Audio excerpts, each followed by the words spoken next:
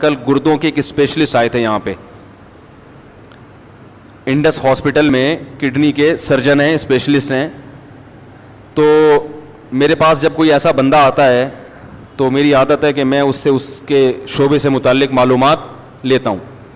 تو میں نے ان سے کافی دیر بٹھایا, کافی دیر گپ شپ ہوئی.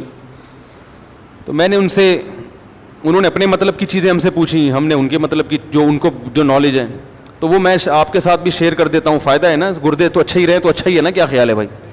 گردے تو سب کو اللہ نے دیے, کوئی دنیا میں گردے لیس آدمی تو آج تک میں نے دیکھا نہیں ہے. تو جو بھائی جن کے گردے نہیں ہیں وہ جا سکتے ہیں, جو گردے والے ہیں وہ بیٹھ کے تھوڑی سی بات اور سن لیں, فائدہ ہوگا ان کو, کیونکہ یہ گردے اسی طرح کام کرتے رہیں.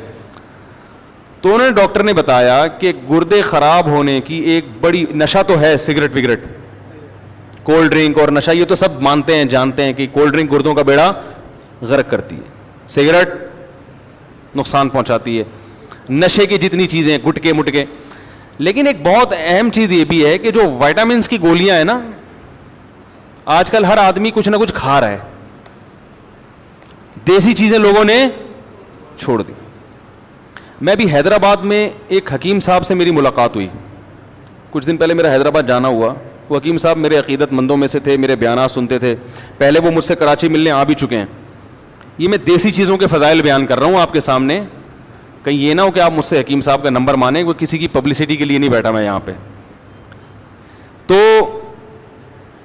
میں نے جتنے حکیم دیکھے ہیں نا ماشاء اللہ, بڑی عمروں کے اور صحت مند دیکھے ہیں. کچھ ہے, کیا خیال ہے بھائی؟ کچھ مسئلہ ہے, ٹھیک ہے نا. تو وہ بھی ایسے 71 سال کے, اور کوئی بیماری نہیں ان کو, 71 ایئرز اولڈ, کوئی نہ بلڈ پریشر, نہ بی پی, نہ دل کی کوئی بیماری. بیگم کا انتقال ہو گیا تو میرے پاس آئے تھے کہ رشتہ بتا دیں کوئی. میں نے کہا بھائی میں شادیاں نہیں کراتا. میں نے کہا ابھی 71 سال میں آپ کو کیا ضرورت ہے؟ کہہ رہے ہیں نہیں بھائی ہم ضرورت ہے, ٹھیک ہے. تو کوئی پیسہ اللہ نے بہت دیا تو کہہ رہے ہیں کوئی رشتہ بتا دیں, کوئی بیوہ ہو, طلاق یافتہ ہو, اللہ نے کا دیا مال بہت ہے, پیسہ بھی ہے, عزت بھی ہے. تو میں نے کہا بھائی میں تو وہ نمبر دے دیتا ہوں رفیع بھائی کا. تو وہ چونکہ بڑے حکیم تھے تو میں نے ان سے حکمت کے بارے میں کافی معلومات لینا شروع کی. ان کے پردادا نے ایک انگریز کا علاج کیا, انگریز کے دور حکومت میں. پردادا یا دادا, وہ انگریز بیمار تھا اور تمام ڈاکٹر اس انگریز کو جواب دے چکے تھے. ویسے تو یہ گورے حکیموں کو بالکل نہیں مانتے, ابے حکیم ایسے, ابے حکیم 2 نمبر, ابے ایسا ویسا ہی. لیکن مرتا کیا نہ کرتا, جب سب سے مایوس ہو گیا تو قبلہ حکیم کے پاس آ گیا, وہ انڈیا میں, ہندوستان میں.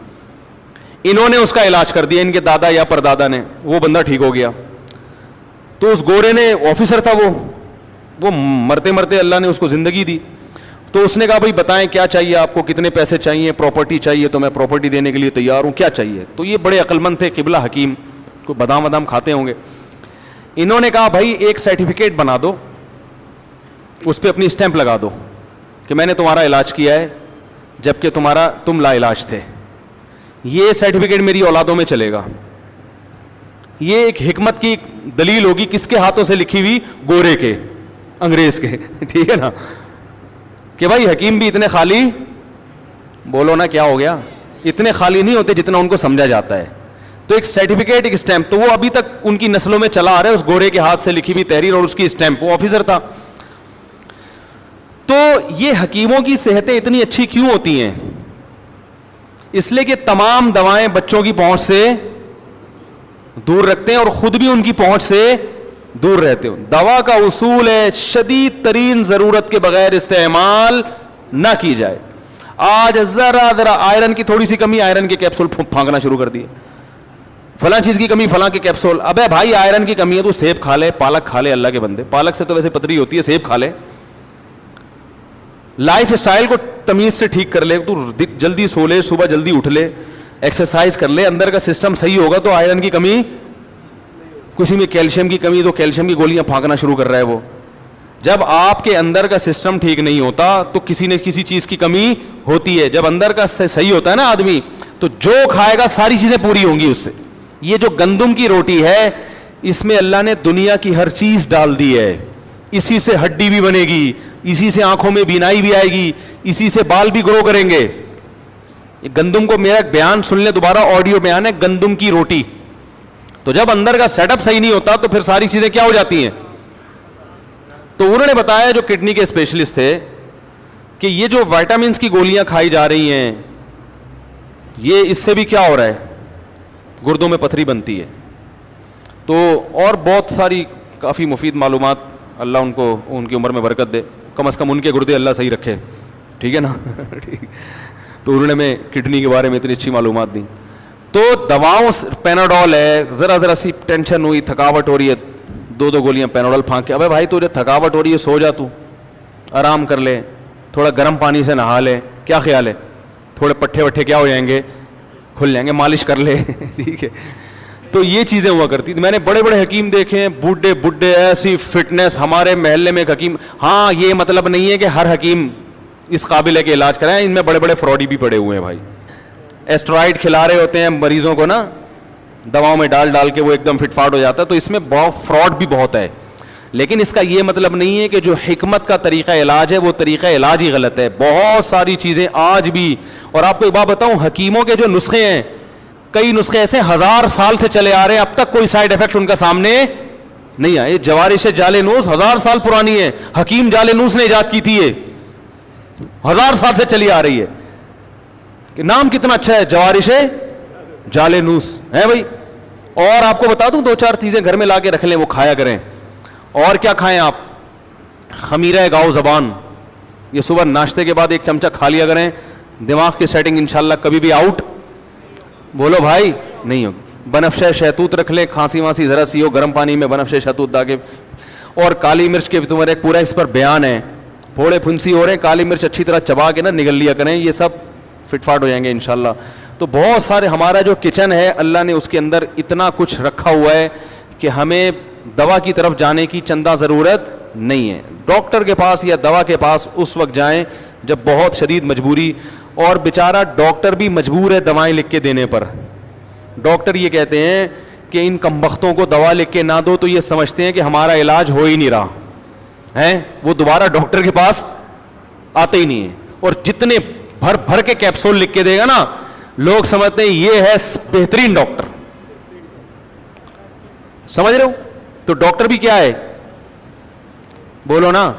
میں ایک ڈاکٹر کے پاس گیا, میری بچی کے وہ ایسے پتہ نہیں وہ پورے پھوڑے پھنسی کیا پورا عجیب سا ہو گیا تھا اس کا, گرمیوں میں نا اسکن خراب ہو گئی, چھوٹی بچی تھی. میں ڈاکٹر کے پاس گیا, ڈاکٹر صاحب نے کہا یار یہ جو گرمیاں ختم ہوں گی خود ہی ٹھیک ہو جائے گا. یہ ایک کریم لکھ کے دی, بس اس سے زیادہ کچھ کھلانے کی ضرورت نہیں, یہ ایک ٹائم پورا کر کے بیماری ختم. اب ایسے ڈاکٹر کے پاس لوگ جاتے ہیں, بولیں گے نہیں یار بچی کی اسکن کا مسئلہ, اور مجھے ایسے ہی بول دیا کہ یہ کریم لگاؤ اور بس جاؤ ٹھیک ہو جائے گا, اور وہ ٹھیک ہو بھی گئی. وہ تو ایسے ہی ڈاکٹر ہوگا, بیٹھتے ہی کیا کرے, سب سے پہلے ایک انجیکشن ٹھوکے, پھر اتنی دوائیں لکھ کے دے, پھر یہ صبح شام. ایک نفسیاتی اثر ہے, لوگ اس سے زیادہ متاثر ہوتے ہیں.